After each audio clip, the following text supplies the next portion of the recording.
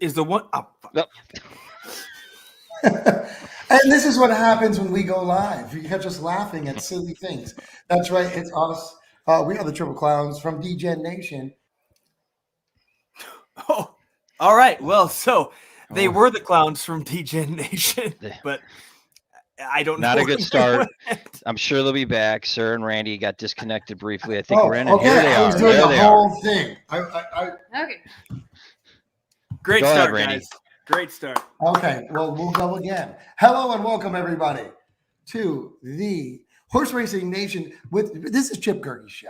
I feel like he should announce it, but I'm going to do it anyway. Dr. Derby, Chip Gehrke, but he is the main man at Horse Racing Nation, and we go through the division rankings, and we're happy to do that. And we are the Triple Clowns from DGen Nation, and we're alongside Chip, and we're happy to be here. And we're going to go over all the division rankings, which he does every week. And this is kind of exciting, guys, because this is before we have like a pre-thing of that. You know, we have like a preview of the actual rankings coming out of the division. Yes. And Yes. This is a good week to do them because we're gonna have a lot of shakeups this coming weekend. We have 9 winning urines coming up. We have several. This is sort of like the penultimate, even though there's another big weekend, but not. This is pretty big. This is sort of the penultimate weekend before prep races before the Breeders' Cup. This is where really some of the final jockeying for position. And it's this weekend and next weekend, but we kind of know what's going to happen here with these Breeders' Cup races as far as who's going. But this weekend, obviously, we'll get into it. It's going to be very interesting. Yeah, absolutely. So out there, everybody take advantage of this. AJ's gone now. This is crazy. This always happens. It's fine before we go on. Not but me. everybody disappears. Yeah, no, Chip's good. Chip's good. My internet's okay and everything. This is why it's Chip's show, actually, because he's going to be the only one left on, apparently. But no, so this is exciting, though, because there is a lot of races. And also, if you're out there, like, ask questions right now, because Chip's here, and you know, and he's studying this stuff, and he's not always right, because I know that for a fact. Well, he's not always it's right. I'm usually right, but yeah, okay. Oh, wow. Very modest. Yes. As well. Yes. Well, let's get into it. Let's start at the top.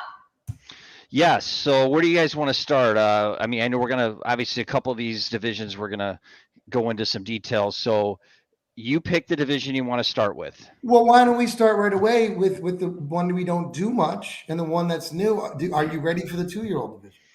Let's save those because I really, I really was, and I was telling you guys off air, I really want to look for some input because this is going to be the first week we debut the 2-year-old rankings. I have some thoughts.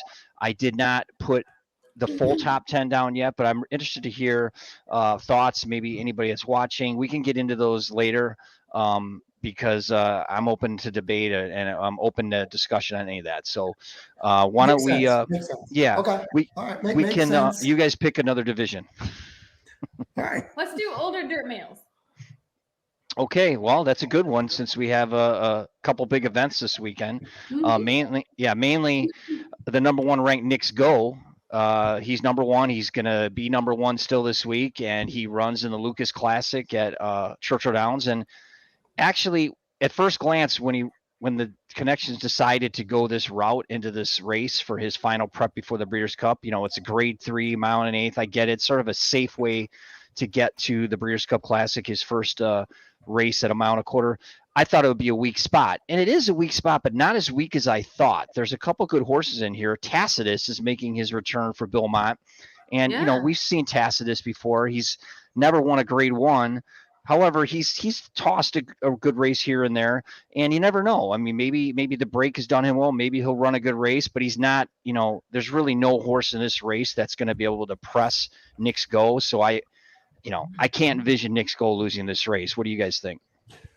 Listen, Tacitus to me, when he turns his A game on, is hard to beat.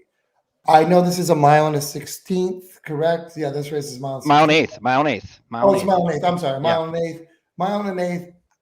And I'm going to say it right now. I'm going to cause trouble right away. I don't like Knicks Go at a mile and a quarter, and everybody in the world does. I agree with you. Okay, so I don't like him at classic. So not everyone in the world. Well, okay, not Chip, and he's mostly right. He told us earlier. So I'm happy to say that. But a mile and an eighth, I think this is a mile and 16 yards. And Tacitus could, long after a layoff, everything like that. Should Knicks go beat him, gate to wire? Sure. Tacitus puts his A game on. He looks good, but he takes races off. Right? So could anybody beat him? Yeah, Tacitus on his A game.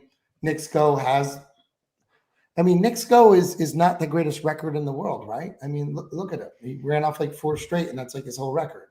And now he's like a super horse. So can he get beat? Yes. So short answer, long answer, yes. Yeah, so Knicks Go at this distance, 2 turns, mile 8th. He's proven. He obviously finished ahead of Tacitus in the Saudi Cup. That was Tacitus. That was his last start when he was 7th. So I can't envision Knicks Go losing this race. He's going to go to the Breeders' Cup Classic.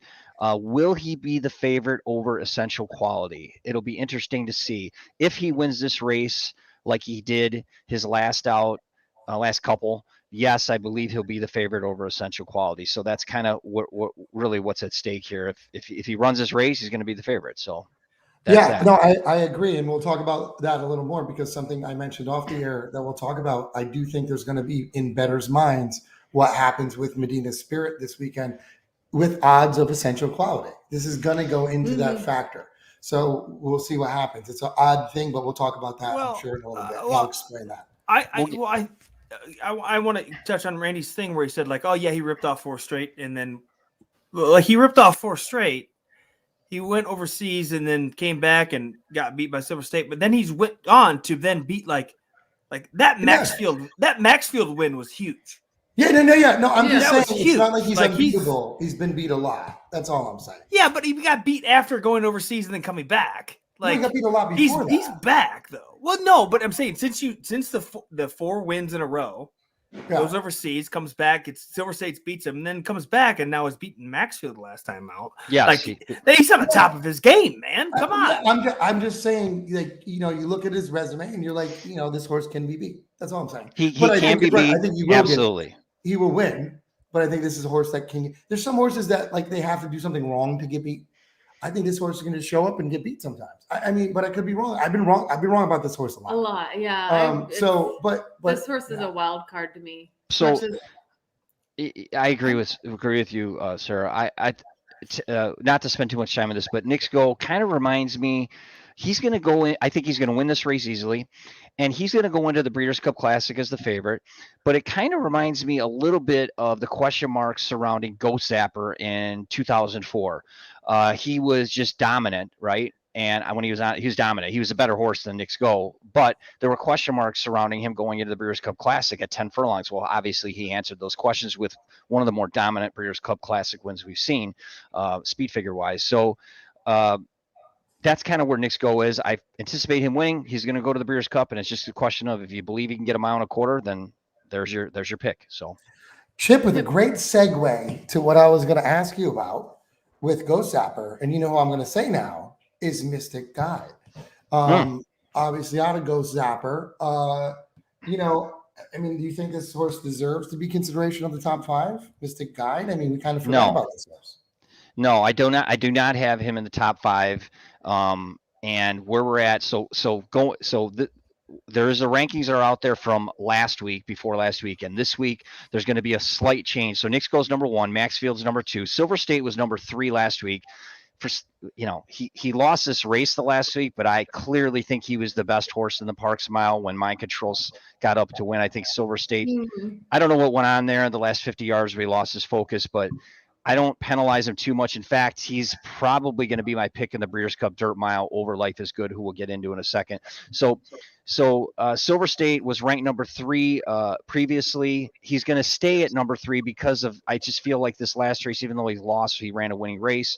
I have Tripoli number 4, Max Player number 5. Life is Good is going to move up to number 6. Then we're going to have Country Grammar, Mystic Guide, By My Standards, and Idol. Code of Honor is knocked out. If Code of Honor does well in his next out, which will be against Maxfield, then we can move him back in there. But that's kind of where my top 10 is going to be heading into this weekend. All right, fantastic. Anything to say about that, guys? Anywhere? I said my Mystic Guide thing because I just think we forgot about him for a We little bit. did. We did. He's in there because of what he's done. I mean, Yeah. Right. Well, yeah, We just haven't seen him I race didn't in a because while. one note I had is we have the Dubai World Cup winner. he's breaking up. He's a little choppy. Okay, we'll go on. I will say this: the we have to mention Awesome again, which we will when we get to Medina Spirit. But we have several of these older horses running. We have Tripoli, we have Idol. Both of these horses, Grade 1 winners. They're running in this Awesome again. Then of course you have Express Train. Tis a Magician. So this is a deep. In my opinion, it's a very good race, and I think we talked off the air, Randy. I think this is a good barometer to see where these horses stand. The 3-year-olds specifically against the older horses, and we're gonna get it'd be interesting to see because you know what, we haven't seen any of these top 3-year-olds face older horses, including, and I'm talking about Essential Quality, I'm talking about Hot Rod Charlie, I'm talking about any of them. None of them have faced older horses, which is kind of rare this late in the season to see a top 3-year-old not face older. I agree. So it's like we were it's talking like an about unknown this thing. earlier today. It's like when the National League didn't play the American League, and you can talk about it all the time. You know what I mean? Like you didn't know who's better. It's kind of like that one, and it really is.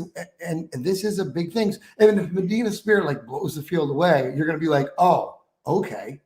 And that's why I was saying that I think the betting angle could be different. If Medina Spirit runs last, or even like 4th or 5th, and gets beat by these horses, you're going to see Essential Quality not take as much money in the Breeders' Cup because they're going to judge that on the 3-year-old crowd. It'll move a little bit because of that. It's not Essential Quality's fault, not the same horse, doesn't mean it will win, but I think people will have that in their mind. And we lost AJ, hopefully he'll come back. But that's what's going to happen. And it is weird because, and I'm so glad they're doing this. I think this is awesome because if Medina Spirit ran in last week, even though that was a weird scratch, maybe this is the move the whole time. But honestly, this is pretty awesome that they have the cojones to do it. And this is way more than that. I'm sorry, this is a harder race. There's no doubt.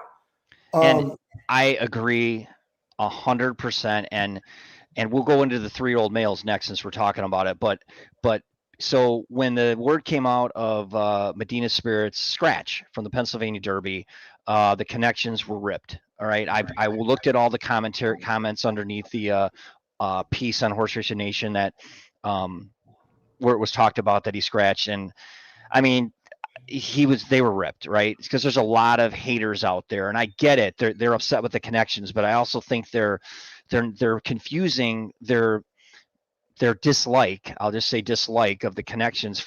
They have to separate that from the horse, and it's not the horse's fault. And quite frankly, when you look at the decision, I get it. I wasn't thrilled with how it went down and all that, but actually I like the move. They're staying at their home track, right? They're not shipping across country. Why ship across country to the Pennsylvania Derby to face fellow 3-year-olds? I get it. They drew the outside, and the kind of the way that race was run, it actually wouldn't have been beneficial to him. But they're staying at their home base. They're not shipping, and they're facing older horses. And in my opinion, this is a deeper race. That's just my opinion. I think so too. Yeah, I said that. Yeah. I really do. I think it's. I guess we don't know yet, really. Well, this will be easier to say in 6 months from now. But you know what I mean. But as of right now, my opinion is the same, and I think it's a deeper field. I think it's battle tested horses, and they have. I mean, some are peaking. Tripoli, Tis a Magician's no joke. You know what I mean? None of these horses are a joke, and I actually am the believer that I think Tripoli's for real. Idol won the San Diego Handicap. I get it was his first big win, and yet, like you said, we got Harden better. Tis a Magician, who's been better longer, but he's obviously in good form right now, and he ran well at his last out. So I like it, and we'll just segue, I guess, to the 3-year-old males if you want. You want to do that? Yeah, let's go. So there was some action this last week. And so heading into the weekend last week, I had Essential Quality. I'll tell you the top 5 how it was last week. It was Essential Quality, Medina Spirit, Hot Rod Charlie, Jackie's Warrior, and Mandolin. That's going to change when the rankings come out Friday.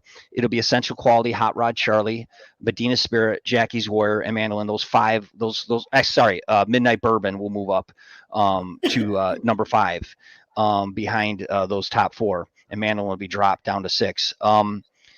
Obviously, we got to talk about Hot Rod Charlie. I don't know. I know AJ has been kind of like thought, and maybe you guys too thought he got a little too much mileage out of that runner-up finish in the Belmont, but he was spectacular in the Pennsylvania Derby. He ran a huge figure, the top figure for any 3-year-old, actually the second best figure of any horse in a 2-turn race in the country in 2021. He's clearly matured before our eyes, and I mean, he's going to be tough to beat in the Breeders' Cup Classic.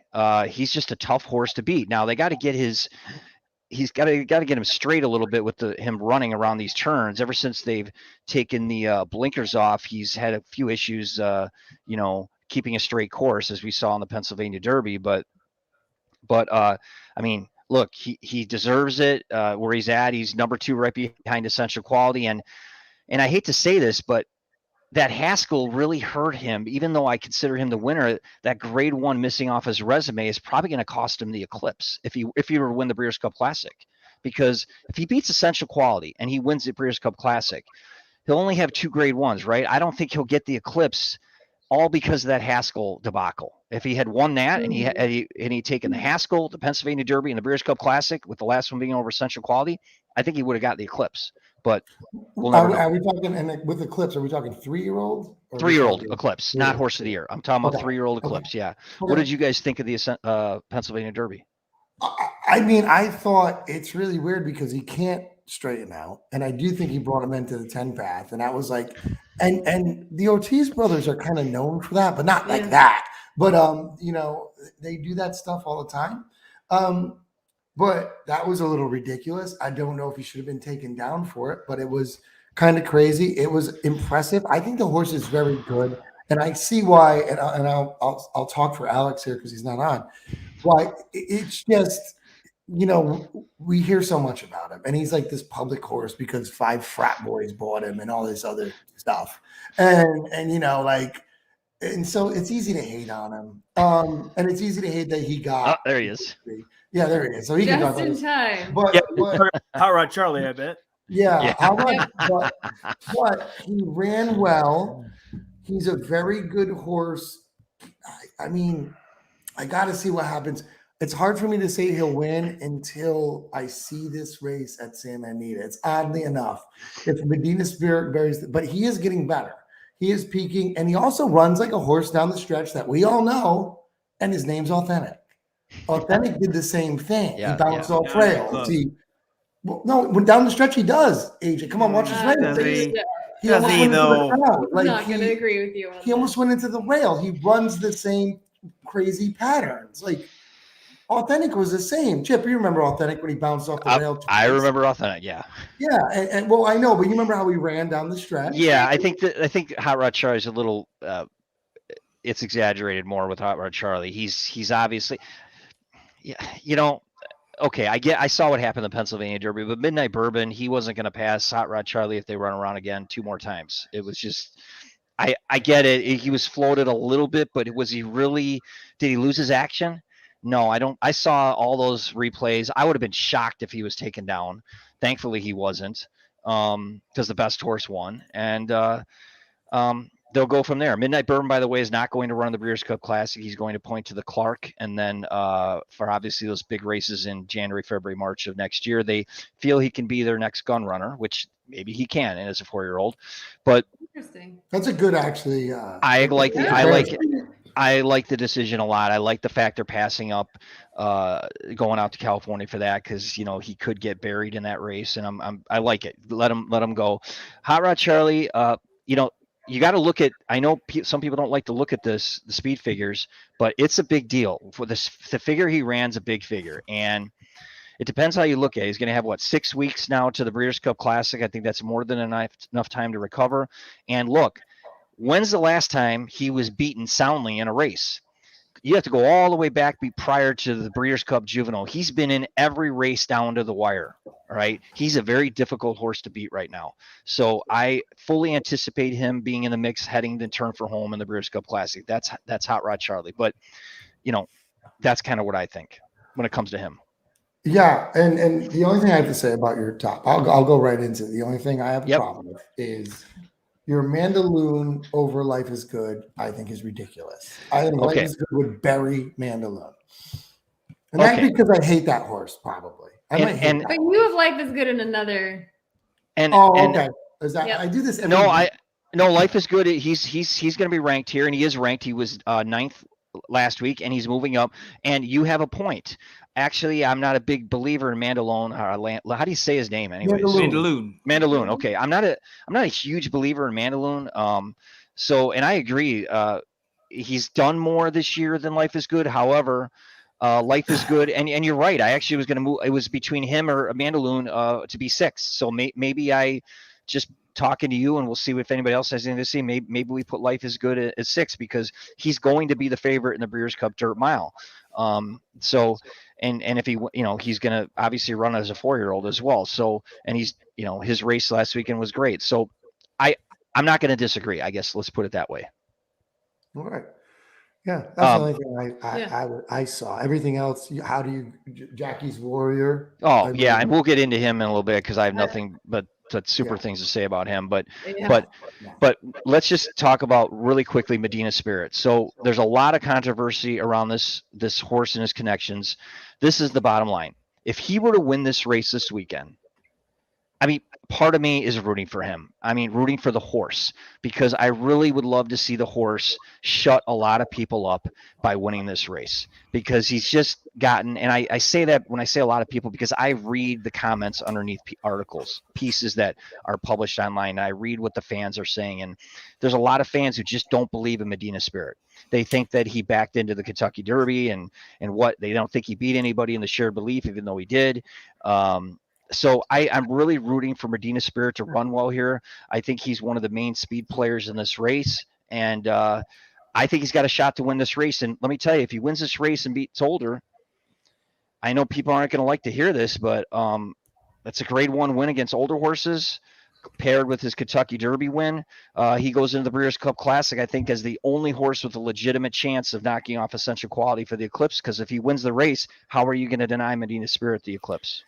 That's a really good point, Chip. I'm glad you brought that up, because it would be something if, this could end up being like so crazy, because you have here, you have like a Essential Quality runs. You're talking if you have 2nd and 3rds and a win, and Medina Spirits, how much? So I will say for everybody out there, how much weight does that carry about winning against Older? Does that carry a lot of weight with your vote? Is that equal like 2 wins against 3-year-olds? You know what I'm saying? Like, yeah. So I always equate when a 3-year-old beats Older, right? I think that's a much bigger than like if Medina Spirit wins this race, okay, I don't care what the speed figure is. Okay, I know a lot of people are going to put, and I do, credence in speed figures, especially what Hot Rod Charlie did. But if Medina Spirit beats these older horses, which by the way, a couple of them are grade 1 winners, I think it's a bigger win than, as far as what he did, than what Hot Rod Charlie did last week. And I think if you take out the names and put it on a piece of paper and said horse A did this and horse B did this to fans, they're going to pick the horse A, being Medina Spirit, what he's done compared to what Hot Rod Charlie did all the time. But the problem is they're not going to say that because of the bias against Medina Spirit right now. So I just wish, let's just see what happens. It's a big race. It's a big race for Medina Spirit more than any of them. And I think the horse to beat is going to be Tripoli here. So we'll see what happens. I'm rooting for him to further this conversation, because if he wins this race, we got a big debate coming into the weeks leading up to the Breeders' Cup Classic. Oh, huge Absolutely. debate. It'll cause a lot of stir. If It really he loses would. the race, we have a big debate about other things. So yeah, it's a win-win. We have a win-win. Well, a debate. Something to talk about. Yeah. But yeah. What do you think? Well, I'm gonna go ahead and guess Hot Rod Charlie was number 2 in the rankings. Yes. Yeah, which is, look, there's Medina Spirit, or not Medina Spirit. There's Hot Rod or Essential Quality, and then there is Medina Spirit, and then right around here, I don't know if that's still on the screen. That's where Hot Rod Charlie is. Because how do you? This horse has won 2 races in 6 months at Parks and Monmouth. It doesn't. Which is look. So here's my thing: is we all want to talk about how he ran a great second place to Essential Quality, but guess what? So did Midnight Bourbon. No one wants to talk about him. Okay, and realistically, does he get pushed out wide? I think Midnight Bourbon makes a hell of a lot better race in the Penn Derby than he did after the maybe inquiry. Not to mention, we can't even count on Hot Rod Charlie not being disqualified in the Breeders' Cup Classic. New prop bet. So, I mean, look, to me, the way Hot Rod Charlie has been promoted and everyone loves him, and he's like the big underdog, and everyone he is more overrated right now than what I thought Tizelaw was last year. And where did Tizelaw finish in the Breeders' Cup Classic? That's saying I'll something. leave it there. Yeah, I don't know if you're a victim of the moment right now, because I don't know. If that's victim true. of the moment. We've been watching these moments for 3 months now. I know, but was he really more overrated than Tizelaw in your mind? Yes, by far. He was over. He was put in this public perception of being like this really good horse for not even winning a race. At least Tizelaw won the Belmont and the Travers. Yeah, so Hot Rod Charlie, I think AJ, you were cut off. Bottom third of the classic. You have to go all the way back to a couple races prior to the Breeders' Cup Juvenile where he wasn't right there at the wire, right? He's just been great the last half dozen starts. And he's getting in trouble the last couple since he took the blinkers off. And I don't know if you guys remember a horse named Gate Dancer. He was back in the mid-'80s. He got in a lot of trouble with his antics as well. I don't know what it is, but I'm not too worried about him keeping a straight course in the Breeders' Cup. I hope there's no issues. I know he'll be, like I said, I know he'll be in it turning for home, and that's where he's going next, and he's going to be one of the top 3 choices and betting choices in the race, no doubt in my mind. And we'll see what happens. And Essential Quality, and that's the top tier, and then there's a mile in between. And then there's everyone else. And AJ, wait. So AJ, where would you have him ranked here? Would Flightline be ahead of him? Look. No. Well, especially when Medina Spirit wins this week and would have won that race last week in the Pennsylvania Derby. Let's be real. Medina Spirit. No, you're not wrong putting him 2. I mean, you can't argue that, really. You're arguing it right now. No, I'm arguing him in the Breeders' Cup. I'm arguing the fact that is the gap between 1 and 2. It should be Essential Quality 1 and then like Hot Rod Charlie 5 and no one in between. That's a good idea. Maybe we got to come up with some sort of thing when we have the rankings. We have some sort of little graph or chart to show the distance between first and second and second and third. It's actually not a bad idea because there's a couple divisions here where there's a big gap between some of the others, but whatever. I look at it this way. There's a big gap when Notre Dame made the top 4 last year in the playoff. Yeah. We know that, but they were still 4. I get it. Yeah. But there's also a massive. You see the points thing there, though. But anyway, okay. So let's move on from that. If you have anything else to say, let's move on from that. But also a good note, 80s horse. Well, actually, this is a later horse, but I did see an old horse chip yesterday that you'd like, Sacred Light. Remember Sacred Light? Sacred Light. I do remember. Yes. I fed Sacred Light carrots yesterday, and he looks great. Really? He's 20-something years old. Yeah. It's got to be. Wow. Yeah. 20. It's 20. Yeah. I was like 19, but he's old. So he's okay. I thought he might be older, but yeah, okay. Well, he ran young and for a long time. So yeah, I saw him yesterday. But anybody out there, I saw Sacred Light. There we go. I played with him. Yeah. Well, let's go on to 3-year-old females. 3-year-old females. So we had some action this last week. So heading into last weekend, the top 5 were Malathot, Search Results, Clairiere, Susse, Army Wife. That was the top 5. Now, it's going to change slightly this week. Malathot maintains, obviously, her number 1 spot. She's training up to the Breeders' Cup Distaff. Clairiere will move from number 3 to number 2 based on her win in the Cotillion at Parks. She's run well her last couple, and she's maturing a little bit right before our eyes. Is she good enough to be a player in the Breeders' Cup Distaff? The jury's out. But for now, she's number 2. Now, if we had one of those charts or those graphs that said the distance between 1 and 2, there'd be quite a big gap here between 1 and 2 because Malathot has the Eclipse sewn up no matter what happens in the Breeders' Cup Distaff. I think we all can agree there. So that's kind of where we're at with that division. There might be a couple other changes here. Crazy Beautiful's running this weekend, but she'll maintain her position in 6th. Army Wife ran as well in that cotillion, and she ran well as well, so she'll maintain her spot. She might even move up one because Susei is done for the year, and she was 4th heading into last week. So not a lot of movement, but a little bit. So that's kind of where we're at in that division.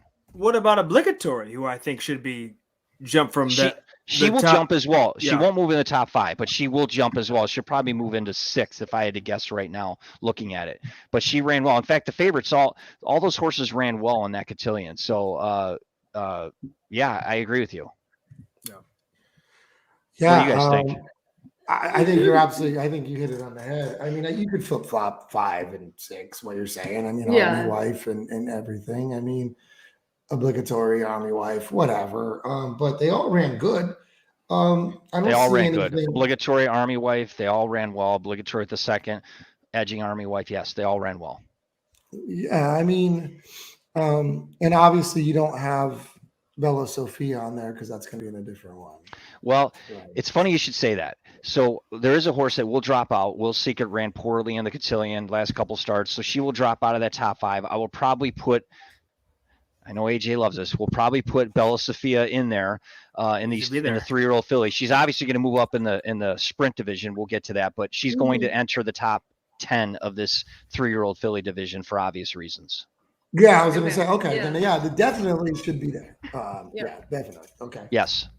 I wasn't sure if you're just going sprint because. Well, I mean, if Jackie's Warrior is in the top of the 3-year-olds, then Bella Sophia needs to be. She will be ranked. You're absolutely right. But I don't know. We'll talk about the Jackie's Warrior. We should probably talk about that right now. I mean, ran a monster sprint, but I don't know if is this horse going to stick at the sprint? I mean, I think it's a miler, I think. So when I rank the 3-year-olds, right, I will include in some cases the 3-year-old turfers. If there's a really outstanding 3-year-old turf horse or a really outstanding 3-year-old sprinter, I will include them in the 3-year-old rankings. Partly because this is a 3-year-old only division, so it's easier for them to crack the top 10 in this than it would be in, say, the open division, like let's say the sprint division, which is open, and the turf divisions, which are open to older horses. So in this case, I will rank them, especially like a horse like Jackie's Warrior, who's 4th in the 3-year-olds because of obviously what he's turning into right now, or what he always has been, but they've just found his niche. And so that's kind of how I look at that. So that's why Bella Sophia, who has now run really well in the last couple, she's going to move in to this spot. There's a couple here who haven't run well. Will Secret, Maracuja, they're both going to drop out. So there's room to move her up. All right. And speaking of 3-year-old males, real quick, breaking news for everybody. Chip, I don't know if you know this. Rumbauer will not be back in the Breeders' Cup anytime soon because I just saw him yesterday as well. I actually played with Rumbauer too. He's at a farm doing a little time off, so he won't be around for a little bit. Yeah. Okay. That's good to know. Well, let's jump into the male sprinters. Since we were talking about that. Jackie's, when Yokon's gonna drop off. Yeah, one of my favorite. This is like my favorite division. I've always loved the sprint divisions, female and male sprint divisions, and we have a big race coming up. I know you guys are going to be real interested. We'll get into it. Obviously, the top 5 heading into last week was Jackie's Warrior, CZ Rocket, Flagstaff, Yopan, Dr. Shivel. There's going to be some changes here. Yopan is out for the season. He will yes, he's out for good, and so he will likely drop after this weekend when there's some big sprint race at Santa Anita coming up here with some horses to make some noise. Jackie's Warrior, just what can you say? I mean, he's getting better. He ran a huge figure in that race at Parks, and he's going to be the horse to beat in the Breeders' Cup Sprint. I'm going to be interested to hear you guys take, but I think I wrote this somewhere where actually my piece last week was about Jackie's Warrior, and I wrote that About the only thing I'm concerned with is a 3-year-old shipping cross country from his home base to run in California against some of these hardened veterans on their home base. That's the only thing I'm concerned with Jackie's Warrior, because right now there's no doubt in my mind that he's the best sprinter, older horse, 3-year-old, however you want to look at it. I think he's just the best sprinter in the world on the dirt. He's just unbelievable. And the thing I like about Jackie's Warrior is he's got a lot of heart. He's got a lot of guts. He doesn't back down to a fight, and he doesn't mind throwing down a sub 21 opening quarter and holding on like he's shown that he did already this year. So he's number one. We have a big race we can talk about this weekend. I'd love to hear your thoughts on the San Diego Sprint Championship, which has several in here that are running. We have Dr. Shivel, we have CZ Rocket, we have Flagstaff, then a couple outliers, Vertical Threat, who comes off that big race on the East Coast, and then Collusion Illusion, who's run some big races as well. So there's obviously going to be some movement. Definitely. And I mean, I get, and I'd love to say why Vertical Threat's not on here, like with, some of the other ones, but I get it. He's a black type stakes kind of winner right now, and that's what he does. And so I really think that this is gonna shake it up, because I think this race, if you look at the 6-horse field in this, Vertical Threat is lone speed. Flagstaff might try to go with him, but he's lone speed, so that could be trouble. He could get loose, and we saw what he did at 7 furlongs. We're in that blistering quarter, because let's remember that 22 and change was on around a turn, which is just ridiculous. Turn. Yes. Yeah, it was a turn. So he could just be alone in the lead, and good luck catching him, because he likes to pull away at 7. So we'll see. Flagstaff, the old man, that's going to be interesting, because he could stay on Vertical Threat's hip and run him down. And that's what it's going to be. It's going to be 1-2 around that turn. Dr. Shovel, I'm not. That Bing Crosby with a 90 number, I don't even think that's a top 10 horse. I don't. I honestly don't. That's why second slowest Bing Crosby in history. Yeah, I mean, yeah. But I get it, because he won it. You got to put him in there. I understand. Tough not to put Life is Good, and that's a weird one, because Life is Good must have been weird for you in this one. He's not. He's pointing to the Breeders' Cup dirt mile. So I'm not going to put him in. He's in there, right? He's ranked heading into this or last weekend. He was ranked number 7, but I'm going to pull him out of the sprint division and put him up. He already was up in the 3-year-old male, and I'm going to just move him up there because he's pointing to the Breeders' Cup dirt mile. He doesn't have a chance for the sprint Eclipse because of where he's headed. So it's a tough call, because there's a gray line here. I don't know. It's a tough call. Yeah. I kind of want to see Jackie's Warrior and Ginobili bang heads again, and not on a super muddy track or whatever. Wasn't that, or was that Drain the Clock? So that was Drain the Clock. Drain the Clock. Yeah, I still want to see Ginobili looks hot. Where is he at? He's going to the Breeders' Cup mile, I believe. Which is great. Well, dirt mile. He got into the dirt mile because he won the Pat O'Brien. Yeah. So yes. There's a comment. I think Life is Good will triumph in the Breeders' Cup with a patient ride. Yeah, that's one of the comments from Toronto guy. I agree with you. He doesn't need the lead, but I really like Silver State after this, whatever happened to him at Parks. I kind of like it, because I think you're gonna get 5-1 on him. And that's a good play, because I don't think he's gonna get. I mean, I think Life is Good is gonna be way. I agree with you. I think you're gonna have 4 to 5 or even money on Life is Good, and I think you could get good odds on Silver State, who won the Met Mile, and we know he loves a mile, and he ran into a really slow pace as well at Parks, and he did get there, but like I said, I don't know what went on there at the end, but he's going to be tough. So Life is Good. Yes. Okay. But with the patient ride, perhaps he's going to be the favorite. Back to the sprinters. Yeah, this is a big race this weekend. I'm really interested to see how CZ Rocket does. I'm interested to see how Vertical Threat does. And like you said, I think Vertical Threat, right? He's going to be on the lead. Yeah, which is, it's new for him, kind of, but he looks like he likes it. Shout out to Jason Casa. I see him in here. What's up, Jack? Good to see him. But it's going to be an interesting race, because here's the thing with Vertical Threat, and I'll tell you guys out there, because I know this. we're wondering about him in this deep sand.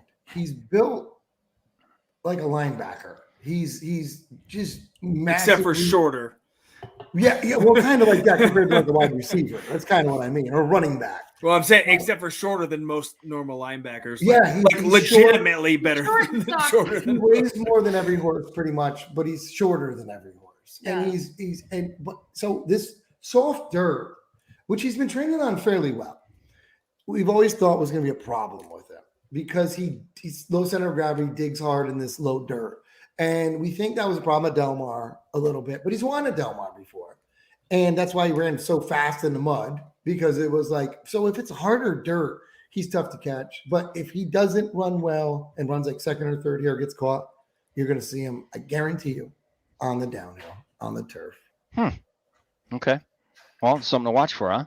Yeah, I said I guarantee you, but I think that's where they're going. I don't really know. I don't have that much of a He decision doesn't make thing. those decisions. But but it's interesting to see how he does, because hard dirt, no doubt he's the fastest horse in the race. He has the highest number in the race. If you go for speed figures, he's got the highest. He's the fastest. He's the fastest turn, especially at 6. And he's one to beat, but he doesn't like being pinched on the rail. He doesn't like to be told what to do. He's a head case. And we'll see. he brings his But, game. hey, head cases can win, though. Authentic was a head case, and We've seen he that. did all right. Yeah, he did. Yeah, that's true. So, yeah, but it's interesting because we'll see what Dr. Schivel's really made of. Cluj and Rosen had a great work the other day. I watched it. I was there. Great work. Oh, okay. That's good to know. Yeah, blinkers on, out of the gate, popped out of the gate. Cluj and Illusion. Popped out of the gate. And he's run big races before, so I'm with you on that. We'll see what happens. Sleeper there, throw out the last one. He didn't like the turf. That's obvious. That was a bad experiment. Well, an experiment gone wrong. I don't want to say bad experiment. Experiment gone wrong. He didn't like it, and throw that out. So you could get a price. Well, you won't get a price on him because it's a my racehorse. So, but I think you might get a price. Right? You probably should get a price. He could be the long shot in that race. Oh, on VT, there's only like 200. There's only like you and Big Gary, and there's like three other. Collusion Illusion, yeah, no. Yeah, VT, yeah. VT will be a 15-1. Yeah. All right, let's.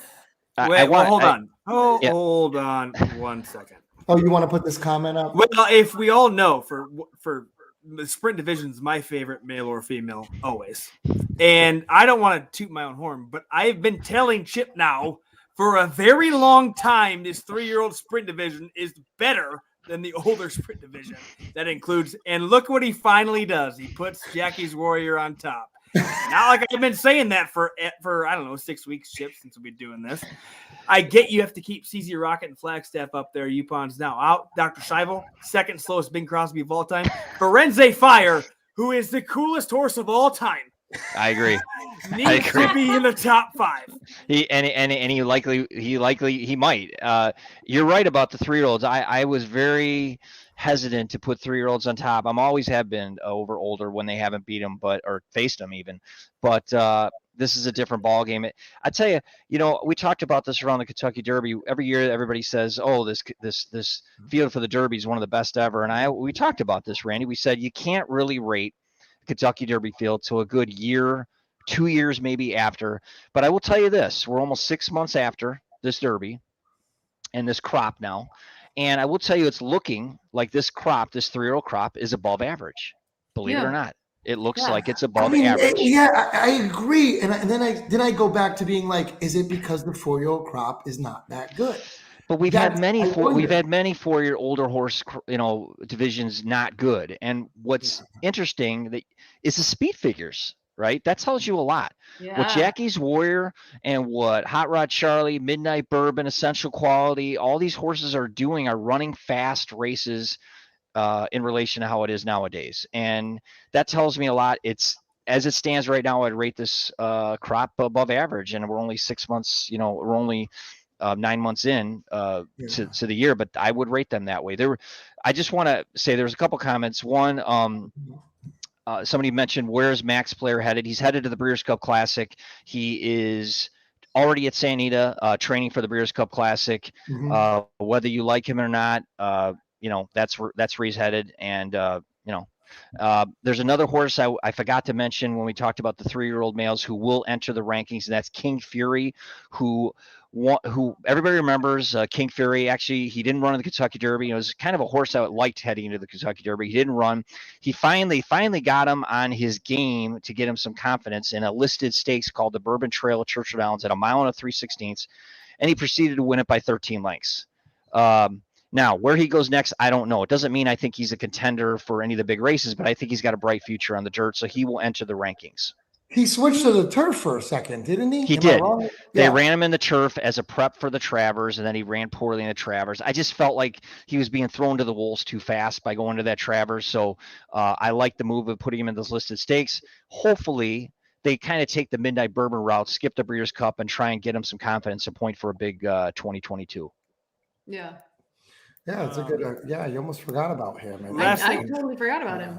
Last thing I want to talk about the sprint division though, real fast was, did you have Lexington in the top 10 still or no? He is. He was 8th. Okay, I wasn't sure if you held the awful start where he about fell over,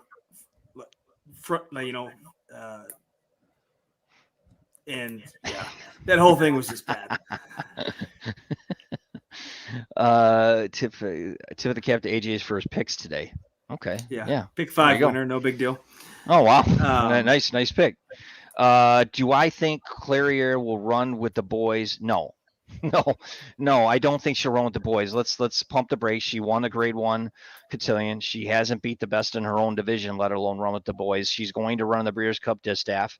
They will ship her out there. In fact, she might already be on track there, trained by Steve Aspen. I think she's going to be on the same flight with Jackie's Warrior to ship out there. So she will go in the Distaff, and we'll see where she goes there. I think that she's a outlier in the Distaff. I think that she could even finish ahead of Malathot, because I just am not a big believer that Malathot is that much better. Don't get me wrong. I said she was clearly number 1 in her division for the Eclipse because that's where she's going to do, but I don't know if she's that much better than the rest of her division. I 100% agree. In a race, yeah. Yeah, in a race. So it's and everybody out there keep that in mind, because I always go back to that, because you know me, I'm always like, well, put these 5 horses in a race, and you're like, that's not what it's about, Randy.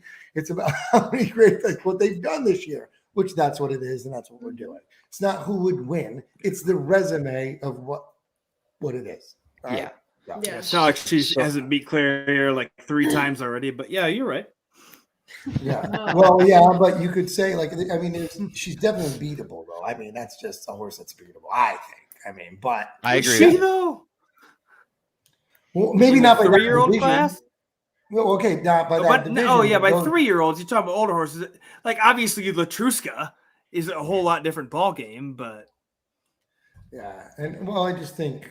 Yeah, I don't know who's coming up in that 3-year-old division. We'll see. But Jason posted his Flightline a winner or a pretender. Flightline's headed to Malibu. Go ahead.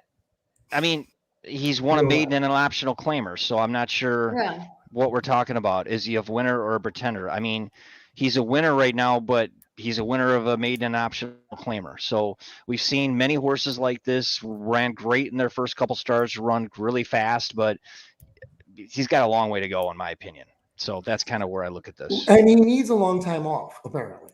And that's the kind of horse that's what they're doing, because they did confirm today that they're headed to the Malibu. And the Malibu's in December 20th. It's December 26th.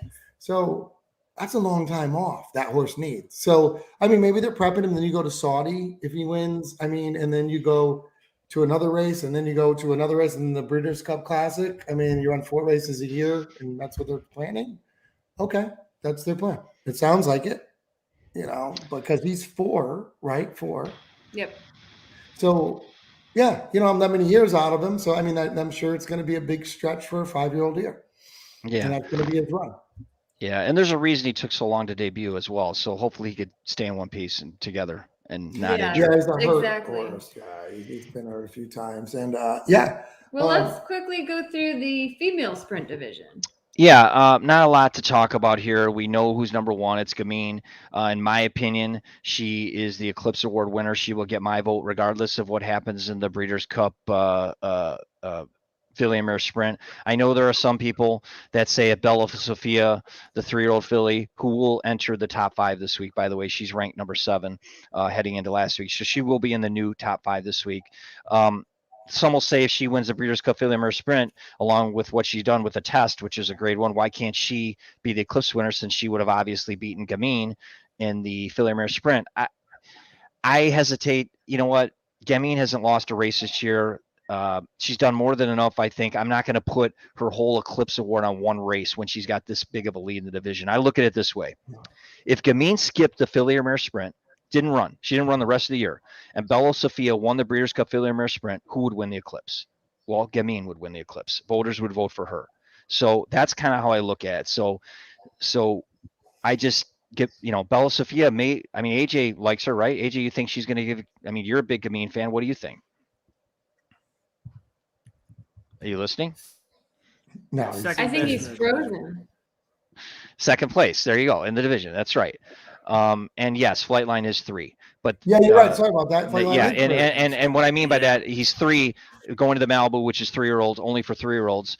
He's still taking. Right. Yeah, it really makes sense. Yeah. Yeah, and not to spend too much time on him, but he debuted in April. His next start was in September, so I don't know. He's got a long way to go. So let's just leave it at that. Now he's going to run 3 months later in the Malibu. So getting back to the female sprinters, Belza won, Sconson, CC, Kamari rounded out the top 5. Like I said, Bella Sophia will take the place and move up to number 4. Dropping Kamari out of the top 5, and CC will drop to 5th. That's kind of where I have these horses ranked right now.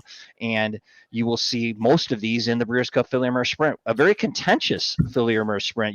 This is one of the deeper filly or mare sprints we've seen in quite a while. Yeah, no one jumping over to the other sprint, probably. Correct. What usually happens with 1 or 2, right? What is that? It happened last year. We had one Frank's Rocket. Yeah, it's not going to happen this year. So they're all going to run against one another, and they're all going to try and beat Gamine. But I just can't see it on her home track unless she doesn't even need the lead. She can stalk somebody if they intend to set suicidal fractions. So that's kind of how I see that division right now. Yeah. Okay. We all just want to watch somebody else run against Gamine, right? We're sick of seeing her beat these other horses. Yeah, I'm not sick of her. I took me a long time to warm up to her, but they got her on her game, sprinting. And there's a comment here. Who do y'all think is better overall? Bell's the One by Chris Nebraska or Sconson. Seems like a coin toss every time they run against each other. You're right. I also think it depends on the pace, because Sconson needs some pace. And she gets a quick. That's actually the horse I think that could upset Gamine. I think if it's a crazy pace, Sconson could be there to pick up the pieces, and you never know. She's in top form right now. She could be the difference maker. So but when it comes to those two, you're right. They've traded punches their last couple starts. That's a good matchup. Yeah.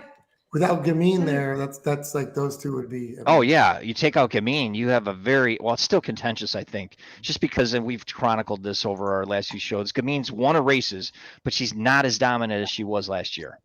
Yeah. Yep. I agree. Yes. All right. Let's go into the turf division. I don't think there's been too much movement in either one of these.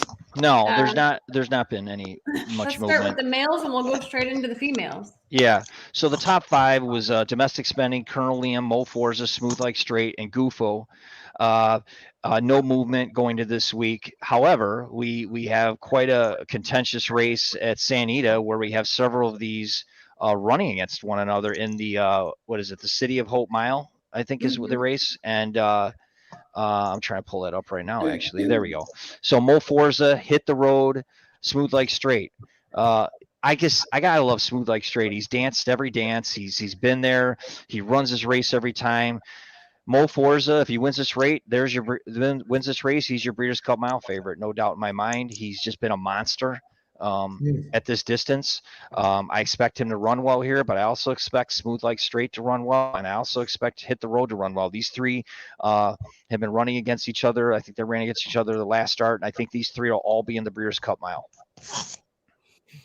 All right. Yeah, we're fans of Hit the Road. Yes, I know that. And I would be remiss if I didn't mention United, who's also running. He's running in the race after the Awesome again, the John Henry Turf Championship. United's been sort of inconsistent, but Weird. ranked number 6. They're obviously pointing to the Breeders' Cup Turf, where he ran second a couple years back against Bricks and Mortar, and hopefully, he'll put forth a good effort, maybe be a contender. Yeah. Cross border. Yeah, cross border, then Cross-border. Tribhu Van. Tribhuvan. Hit the road. Yeah, all right. Tribhuvan. Hit the road, 2 Tribhuvan. Emmys. Yeah. Tribhuvan. So all of these will stay in the top 10, but there will be Yeah. movement obviously after this week.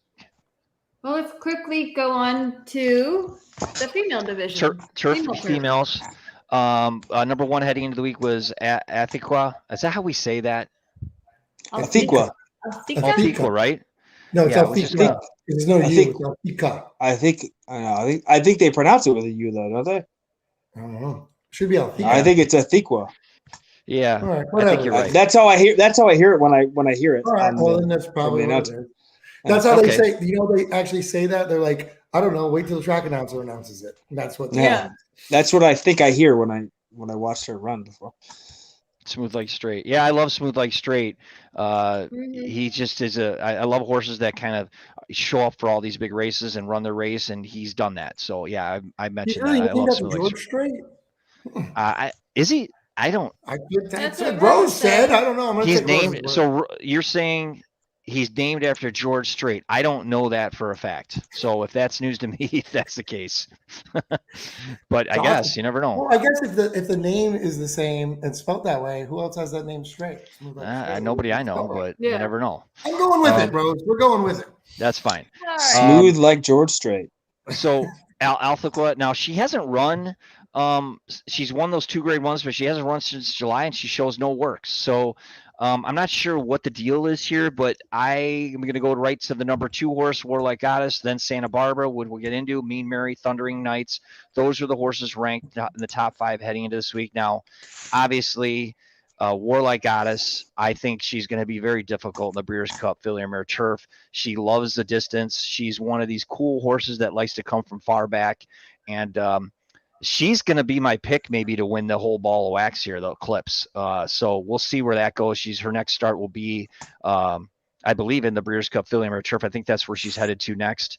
Santa Barbara, obviously, sad news. Yes. She died after a pelvic injury. I left her in the rankings at number 3.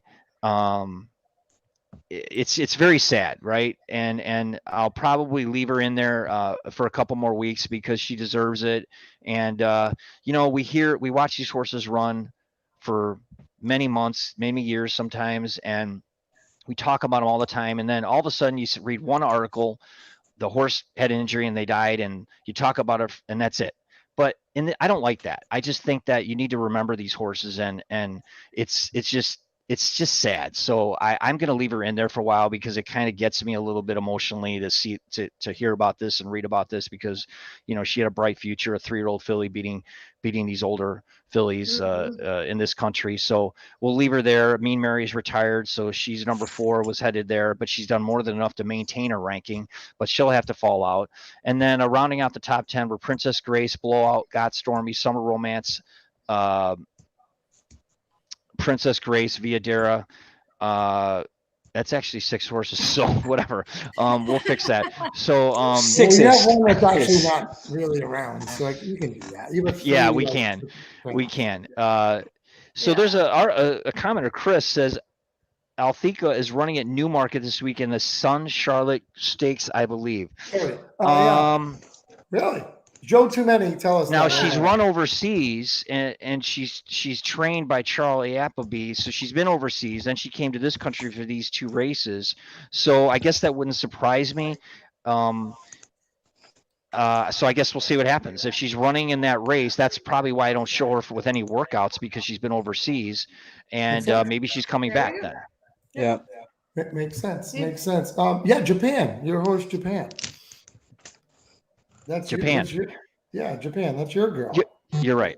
I like that girl too. Nothing top 10 here. No. First off, Japan is a male. Oh, never mind. Yeah. That makes sense. So Doesn't no. qualify. Well, you know what? That's you guys for gender neutralizing or whatever you call it. That's all right. I mean, I'm woke, everybody. No, we're not doing that. I don't have divisions where males and females. They're all the same. No, but I did want to ask about Japan. we could talk about him. Yeah. Well, he ran second in the sword dancer. I'm wondering, why is Japan not? Is Japan on your list? No, he's not. He ran once in this country. I get it. Thunder Knights is on there. He could be, I guess. I think that he hasn't run since that race in August. So could I put him out there? Yes, I could. I just felt the other horses out there had done more, I guess. They actually won their races. I guess Japan finished second in a grade 1. These others all have won grade 1s or grade 2s. I think all of them have won grade 1s almost. But because even if Japan wins the turf, does he win the Eclipse for winning the turf and then getting second in a grade 1? No, he can't win the Eclipse. He will not win the Eclipse even if he comes over here to wins the turf. He just hasn't done enough in this country. It would be like one of our horses going over there for one race, like Tepin and winning a race and then winning their Cartier Award. It's not going to happen. So, that's kind of where that is. But other than that, I don't see any other movement in this division right now in this filly and mare. Their filly turf female division. Well, let's talk real quick about the older dirt females. We skipped over that one, which I don't believe there was a whole heck of a lot of movement. No, there wasn't. We could talk about it briefly. We do know there was. So Latruska, number 1, and like I said, we had that little graph that showed the distance between these spots. There'd be quite a gap between 1 and 2. To anybody who out there who thinks that She Dares the Devil can unseat Latruska for the Eclipse, in my opinion, absolutely not. Latruska go home. Go home. It's already over. She Dares the Devil did run in that grade 3 Locust Grove last week, and she was game. She got the job done by a neck against a very subpar field. She got the job done. It's a win. A win's a win. Now she's going to head to the Breeders' Cup. She'll be the second choice, I believe. It's between her and Malathot as a second choice to Latruska, who their plans are to run the Spinster next out. It'll be interesting to see if they stick to that. She's had a hard campaign. That's the one thing that concerns me about Latruska. Her last race was very tough in the Personal Ensign, so I am not convinced. I'm worried about her running in the Spinster and the Breeders' Cup Distaff. I think it's going to be very difficult to pull these next 2 wins off. However, if she does pull these next 2 wins off, she's a viable horse of the year candidate. And I know we talked about that before. Mm-hmm. Yeah. See, I don't agree with that, but we've talked about that too. Wow. I told you I can't do. If you never run against the boys, I'm hard for horse of the year. If another horse like Essential Quality runs like second in the classic, that's all. That's all I'm saying. Go ahead. No, I get it, but if we have a situation in the Breeders' Cup Classic where a horse like our Kong at 99-1 comes up and wins this race, I think if Latruska gets the job done, the Breeders' Cup Distaff, she's going to get a lot of horse of the year votes, no doubt in my mind. I think she will. I wouldn't, just because and I think She Dares the Devil beats her, no doubt, at Delmar. She Dares the Devil beats Latruska? The course. Wait, you mean in the Breeders' Cup Distaff? Yeah. Okay. That's just ignorant. Why? Just ignorant. Why? Already ran the course. Oh, my God. She Dares the Devil's already won there. Listen, come to California. Latruska? See what yeah, but Latruska's run all over. She's run in Mexico. So Latruska's no stranger to traveling. She's been down in Delmar's like Saratoga. We all know this. This is a different kind of course. And she came over and won there. That's huge. That's huge. I agree with you. I wrote that. I agree that it's a big deal that She Dares the Devil already went to to the West Coast and won.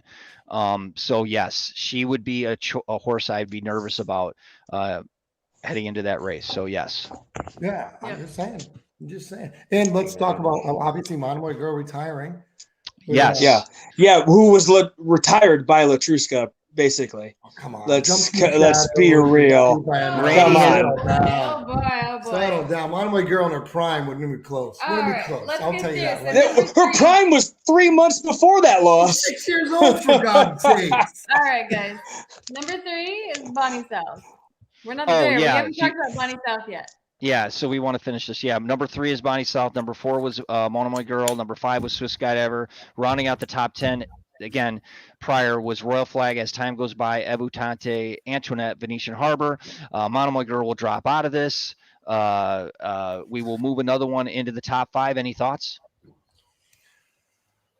Before I say. No, I mean, Swiss Skydivers are weird. Didn't we call Swiss Skydiver when you talked about this before, Chip? Remember when we said, we talked about this, like one of our first shows together, how the Rachel Alexander campaign kind of, Yep. And we said, I think you called it, and we talked about like that might happen to Swiss Skydiver. Yeah. Do you feel like that's happening? Yeah, she surprised me with her first start, the Beholder Mile, which was a great win. But it's pretty much what we kind of thought, right? I mean, it happened to Rachel Alexander, which was a spectacular, actually the best 3-year-old filly campaign in history. And she came back at 4, and what just wasn't the same after that game Woodward went over the older males. I don't blame her. She just wasn't the same. The same thing, to a degree, happened to Songbird after her loss to Beholder in that epic Breeders' Cup Distaff. She wasn't the same as a 4-year-old. So the same thing happened with Swiss Skydiver. Yeah, right. I mean, that's kind of what I feel. And yeah, and I agree, Jason. Swiss is a cool horse. I do want to say Rose's comment. Be cool if Japan, that white horse you're talking about, Japan. First off, the Japan horse isn't from Japan, but I know who you're talking about. I know that super white. Sadashi. That would be cool because it's a cool looking horse. I don't know what horse you're talking about, but yeah, okay. It's she races in Japan. She's all white. All white. Wow. All white. Like you'd have to look this horse up. It's pretty, but been dominating. Yeah. Really? Every time she races, it's a pretty impressive race. But Japan is from England, so right? Yeah, England? but that Great Japan, Britain, the horse yep. is, Great British Britain. horse. Same thing. Yeah. Whatever. But What about let's go- Cafe Pharaoh? I still want that horse to come Cafe over. That's Pharaoh. such a good horse. I love that horse. You're still on that horse. You're still on Love that. that horse. I He's lost I know- one race ever. There we Goofo go. I was under- waiting for Joe to chime in here about Sadashi. is a unicorn. Yeah. Is it really? Does it have a? Yes, Can unicorns run in the Breeders' Cup Classic? They have to wear blinkers that cover their horn, though. Yeah. Oh, yeah. Yeah. Well, They they'll won wear by a those point. they'll wear one of those hoods like a gate dancer wore. One of those hoods. There you go. Like, is that an advantage or Yeah. disadvantage to have Imagine the if horn? Ferenzi Fire was a unicorn. Yopan would be dead. Stab him. Jesus. Yeah, Yopan would Don't have been even go dead there. as well. Luckily, Yeah. Okay, let's get back in. Let's go into the That took a 2-year-old. weird- Yeah. Toronto guy has asked about some 2-year-olds. So I love this. we haven't had the 2-year-old rankings, right? They're going to debut this week. I'm putting them together as we speak in the next couple days. So I'm open to thoughts here, right? We'll start out with the 2-year-old males, and trying to pull something up here. I'm not getting to it, but there's several to choose from, right? Obviously some. Go ahead. I want to hear what you say. Well, you got a big race. The American Pharaoh's coming up this week. Friday, isn't it? Yes. Friday. So Yeah. that's Yes. one you can look at who's going to be in that and who's the favorite, obviously. Yes. There is oh my goodness, there's Corniche that's been in the talks. I mean, but that's a Baffert horse. Good night, like Toronto guy had mentioned, which came out impressive in his last race. Who's the pedigree? I gotta look at that. Obviously, when I told you about Forbidden Kingdom, he is electing to go to the what's it called? The 5 furlong turf sprint because it's Mandela, and Mandela doesn't want to rush him. Thinks it might be too much asking 5.5 to he just won at 5.5. So, but I do think that's a horse that will be considered. We'll see what he does. He's going to be the favorite big time, even if it wasn't a My Racehorse horse. He would be the favorite big time in that race, even at 5. He looks great. Pinehurst was another. Pinehurst is a lot of people like Pinehurst. He's winner of Del Mar Futuri. He's won both his starts, but his speed figure in the Del Mar Futuri was dropped after his maiden. So I don't know what to make. I wish I could come out with these rankings after that race. My prankster. Yeah, he was the big maiden winner by 10 lengths and a huge figure for Todd Pletcher at Saratoga. Yep. I want to Chip. The fact that you're trying to do this early is awesome because all of the like winners of the and Keith just put up Wit. That's a good one. Wit's too. Another one. Yeah, I was going to mention Wit. And well, because all of the big races that we've seen, they won by lengths. Like they weren't even close. When you look at like Gunite, who Gunite actually got beat by High Oak. High Oak, yes. High Oak came back. I can't wait to see how Coinage is another horse I want to see come back and see how they do. I can't. Was I know out what you're talking about. The last time out at Monmouth, but won a grade 3 before that. Yeah, there's a lot of really good horses, but all the big races have been won by so much. Like no one's ever ran like a really good second in a lot of these big races. So it's hard. I have a filly that I love just in spite of Alex, and it's Echo Zulu. Yes. The Echo Zulu, easily the best filly right now. Well, we'll get into that. We'll get into her in a minute, but it's a tough division. A lot of people like Wit, right? He had a bad trip last out, but he was still beaten by almost 6 lengths by Gunite over a good racetrack in the Hopeful. There's going to be some action between those horses in the next, this weekend or next weekend?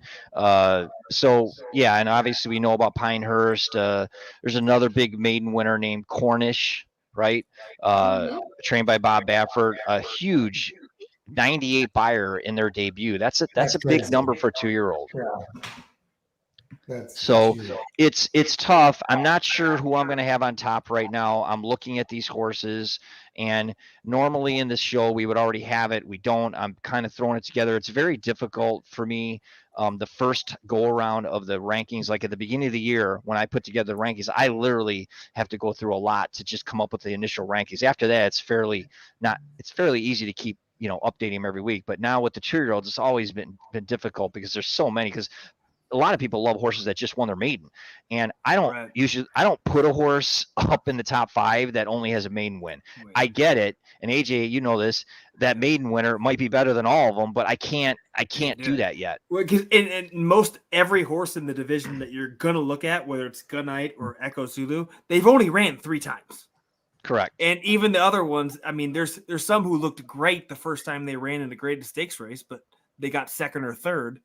But now you're basing them off a maiden win and a 3rd or 4th place finish. What do you think about the horse that won up at Woodbine? Wild Beauty.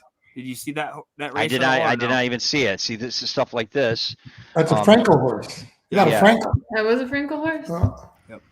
I just wanted to say that's a female though. That's a filly, AJ. Well, I think we're kind of we already brought up. You brought up Echo Zulu. I know, but we're going to fillies in a second. I know. We're sticking. Okay, straight males for now. Okay. But I just want to say real quick to Guy that Jose Ortiz is fine. His X-rays came back negative. He'll be back. Was Iran? Was it Jose? Iran. It was Jose. Oh, it was Jose. Yeah, he's not gonna miss a day. Yeah. He's tough. So yeah, you mentioned a Wild Beauty who ran overseas and then obviously came to Woodbine, won that Talma Stakes. Sure. I think a turf horse though, so perhaps in one of the turf races of the Breeders' Cup, but certainly has every right to be ranked, right? She's a grade 1 winner, so she's got to be ranked. So there's one that's going to be in the top 10. I'm going to give you a weird stat if we're going to fillies already for 2 years. Yeah, go ahead. In front of me right now. The Frizette is going to be Sunday. Correct. The Frizette since 1971 when the Eclipse Awards came out has produced 13 juvenile filly winners. 13. That's a pretty big number in one. Yes, not bad. It is. Wow. I'd like to know those numbers and I don't have the field yet for Sunday's races. I would like to know those numbers for the Frazette winners running in California. And I should have. I don't have that. I mean, usually I like to. Yeah, I like to do research like that. No time to do it right now, but that would be interesting to know what that number is, because I think it matters. This Breeders' Cup being in Del Mar matters for these East Coast based horses, in my opinion. So yeah, we'll see. But I think you guys mentioned a filly, Echo Zulu, who was dominant in the spinaway, dominant in her maiden win. She's run good figures, trained by Steve Asmussen, a hot stable. So she's certainly a horse to be reckoned with, and may well end up the favorite in the Breeders' Cup Juvenile Fillies. Then you got the West Coast Grace Adler. She's won both her starts, the last one by over 11 lengths in a grade 1. But like AJ said, we've seen that a lot. These horses are winning by a lot. But again, every single big race has been won by a lot of lengths. Yeah, and something's got to give here, and like it's very difficult. So in the next couple of weeks, we're going to sort these out. We'll find out, East Coast, Midwest, West Coast, who's going to be the main player from each of those regions heading into the Breeders' Cup. Speaking of Grace Adler,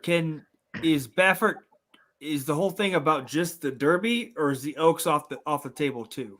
Oaks is off the table. Oaks He is off can the run table in too. the preps. He can't get points though, so it's pointless, really. You can't get in if you don't get points. Yeah, in all the points. he can run it and have his horse away points from. We know what we want to happen. I know. Yeah, we want him to win. Yes, AJ, and Randy, we talked about this. We would just for all those watching, we would love to see a Bob Baffert trained 2-year-old and 3-year-old that turns 3 sweep all the preps. The major preps, 100%. And then what? We have no Derby. What are they going to do? Well, yeah, they're going to run the weight. You just go to Preakness and Belmont and win. It's not because we're like huge Bob Baffert fans. We just think it would just be awesome. It would just be the icing so to much it all. shade. It's like that one team who went undefeated, and the BCS kept them out of the national championship game, and everyone's like, "Well, they were undefeated, and they're not." Well, the Florida team, they got rings. They have billboards. It's South Florida or Central Florida or whatever. Yeah, they have billboards. Welcome to the real national champions. It would be hilarious if we saw that. It's just, I don't know. I just think it would be interesting. So, have you heard any updates on the Breeders' Cup board review over allowing Baffert to run his horses? Yeah. So I know that's been bantered about. There's been talk about that, but I cannot fathom that happening.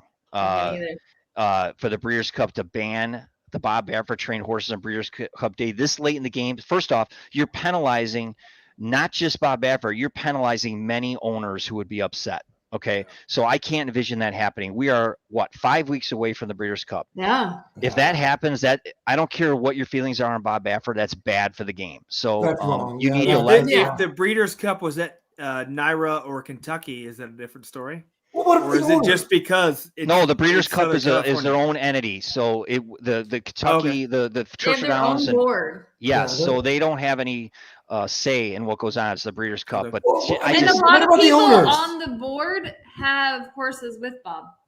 Yeah, there's just it's not going to happen. The owners. I mean, think about it. I mean, come on, the owners didn't do anything, and they have a horse that's prepping for the Breeders' Cup, and they wins, and they're in. It's exciting. Everything they've been doing, punish them because it's nothing. They're not going to do that. They can't do that. I feel like they'll be trained by Doug O'Neill for a day or a week. They'll be like, "Here you go, Mandela. Take my horse for a week. I'll give him back to Bob." And then I'm going to go on a limb here. I don't think this whole Churchill Downs thing is going to stick. We'll see in the coming months, but I don't know. Something tells me maybe he won't be banned from Churchill by the time we get to next May, but I guess we'll see. Yep. We'll see. Yeah. Which will just change the entire landscape of everything we're going to talk about for the next 7 months. Entirely. All right. So Sarah's about to put up the link. Yep. I'm going to put in the link in the chat for Chip's latest division rankings. Make sure you check out HorseRacingNation and that's it. Yeah, that's it. That's it. That's all the divisions you want to. Yeah, that's it. You want a new division, AJ? Would you like? Well, I was not here for my favorite division, which is the Philly and Mare Sprint division. We talked were about here. We did. No, I cut out long before. Oh, well, we didn't. It Chip wasn't much out. to talk about. Chip asked me about Bella Sophia, and then I cut out and couldn't hear. Oh. But the only thing I'll say about the whole thing is, this is a situation where Bella Sophia is the hottest horse in the division right now outside of Gamine. Gamine is the more beatable this year than she ever has been. And we've talked about this before with the Lasix, and just this whole year has not been she's never lost, but she doesn't look like she did last year. Okay. Bella Sophia, who's coming of age right now, looking very strong, I think is the number 2 horse in that division, and the only horse that Gamine could possibly ever lose to. She's ran terrible this year, still beats Conson. Ran terrible this year, still beat Bella 1. Bella Sophia is the only one in that division who said, I have not had my shot at Gamine, so that I'm the only one who can beat Gamine. So you're going to, like, if they raced. This is what we talked about before. If they raced, sure. But he's talking about the rankings. But even in the rankings, if you continue to lose to the number 1, like if you're Florida, and you are the number 3 team, and you lost to Alabama in the regular season, and you lost to Alabama in the SEC championship game, guess what? Someone who hasn't played Alabama takes that ranking from you always, because look, if you're still winning, you haven't proven that you can lose to number 1. Okay. Bella Sophia number 2 in that division, but I agree with you, and I agree with Guy. Okay. Guy, I don't know how to pronounce your last name, Guy, but It's Gee. That's Gee. Remember, that's Gee. Oh, Gee. Sorry, that's right. Sorry about that. Baffert will have the screws tightened on Gamine come race day. Yes, I agree 100%. He's got a lot riding on the performance of his horses, so I have no doubt in my mind the most prepared horses will be the Bob Baffert trained horses. They stay here. You know what I mean? I mean, it's don't get me wrong. Gamine has my heart forever, but if there's one horse I think that can beat her in her kind of like not as dominant year, I think it's that horse. Yeah. All right. There we go. There we go. That is the division rankings by Dr. Derby himself. I put a link to his latest rankings in the chat. Make sure you follow him on Twitter as he releases them at the end of every week. And after this weekend, there's going to be a lot of moving and shaking in his division rankings. So yeah, I'm excited to see what when's the new one drop, though? Friday. The one we just talked about. Friday. Okay. Yep. So the new one we just talked about will be Friday, and everything will be lined up there. I'm sure we're going to be doing more of these coming up to the Breeders' Cup because Breeders' Cup coming up. We'll be there. I mean, October's 2 days away. Yeah, we got a month. Yeah, I get to finally meet you guys. It's going to be fun. Yeah. It's gonna be a good time. It's finally, and we've only been chit-chatting online for what, a year and a half. Now we're the only people actually near a track that's running, by the way. So sad day, sad. Now I'm just near a future Bears $18 billion stadium. It'll be answered for that. And on a helmet. But yeah, absolutely. So check out our show as well, Triple Clowns, where we do a show for DJ Nation. Every week we do a weekly show. AJ does a show off the rail every Tuesday. On Tuesdays, where we just hit the pick 5 at Delaware. No big deal. Show me your TDs. Football show as well. Which we also went like 7-2 last week, but no big deal. That's awesome. And the modest AJ Ryder. Truck Stop Burrito. And good luck to everybody. And everybody at Horse Racing Nation, thanks for watching us. Yeah, absolutely. Hope you had a good time. Shout out to everybody who joined us. It's always good to see you guys in the chat. We love interacting with you guys, which is why we do this show live, so we can do that. Thank you as always. Keep it up. Hit that like, subscribe button for Horse Racing Nation and also us at the Triple Clowns with DJ Nation. And we will keep it going for you guys. Until then. See you later. See you later, everybody. Thank you.